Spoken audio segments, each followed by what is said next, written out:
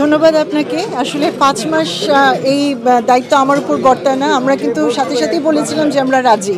তো এটা একটা ঐতিহ্যবাহী সংগঠন, তাদের সবাইকে জড়ো করতে বা একটা অনুষ্ঠান করতে গেলে হয় না, একটা প্রস্তুতির বিষয় থাকে। হয়তো সেক্ষেত্রে লন্ডন বাংলা প্রেস ক্লাবের একটু সময় লেগেছে, কিন্তু আমি যেটা বললাম যে আমরা ফেব্রুয়ারিতেও রাজি ছিলাম। তো যেটাই হোক ৫ মাস খুব একটা বেশি সময় না, তারপরেও যেরকম একটা ঐতিহ্যবাহী প্রতিষ্ঠান এই আজকের এই ডায়ালগ বা কথার একটা অনুষ্ঠানের একটা সুযোগ করতে পেরেছে, তাদেরকে অসংখ্য ধন্যবাদ।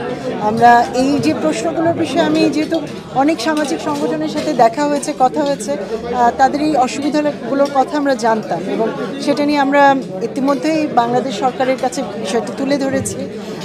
হয়তো তার আমি কাউকে কোনো ফলস অফ দিচ্ছি না, বাট যেটা হচ্ছে যে আমরা চেষ্টা করব আপনাদের যেহেতু প্রত্যাশার মাত্রা অনেক বেশি, সেই প্রত্যাশার মাত্রা থেকে বাস্তবতার মাঝখানে কোথাও একটা যেতে। তো আমাদের দিক থেকে সিনসিয়ারিটির কোনো ঘাটতি থাকবে না, আমরা সচেষ্ট রয়েছি।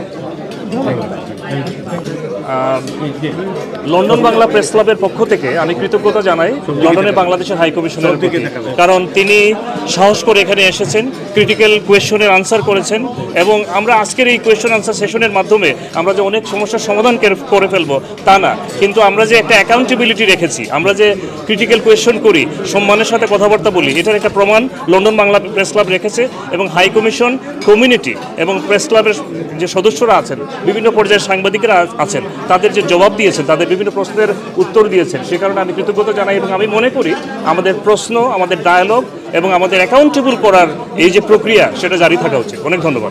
নিয়ে আমরা এই ডায়ালগ অনুষ্ঠান করি, একটা হচ্ছে সাংবাদিক এবং কমিউনিটি নেতৃবৃন্দের মধ্যে হাই কমিশনে একটা যোগসূত্র স্থাপন করা এবং এখানে যাতে সাংবাদিকরা কমিউনিটির প্রতিনিধিত্ব করেন, তারা কমিউনিটির বিভিন্ন বিষয়গুলো উত্থাপন করেন এবং কমিউনিটির চিত্র তারা তুলে ধরেন। আজকের এই ডায়ালগ অনুষ্ঠানের মধ্য দিয়ে সাংবাদিকরা কমিউনিটির একটি চিত্র তুলে ধরেছেন, বিভিন্ন সমস্যা, সুবিধা অসুবিধার কথা। হাই কমিশনার যেহেতু নতুন, তিনি অনেক কিছু অবগত হয়েছেন এবং আশা করছি তিনি তার সময়কালে এই কমিউনিটির বিভিন্ন আশা প্রত্যাশা পূরণে কাজ করতে পারবেন। অনেক ধন্যবাদ। আসলে আমি যে দেশে আগে ছিলাম সেসব দেশে দেখা যেত যে তারা প্লেনে করে এসে আমাদের কনসুলার সার্ভিস নিয়ে গেছে।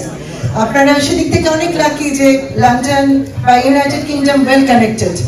তো আমাদের সবচেয়ে সুবিধা হয় আপনারা যদি হাই কমিশনে আসেন, কারণ আমাদের অনেকগুলো কাউন্টার খোলা থাকে, আমরা আরো বেশি করে লোকজনকে পরিষেবা দিতে পারি। আপনাদের সুবিধার্থে আমরা সার্জারি করে থাকি, কিন্তু সবচেয়ে ভালো হয় যদি আপনারা হাই কমিশনে আসেন, সেখানে আমাদের ৭-৮টা থাকে,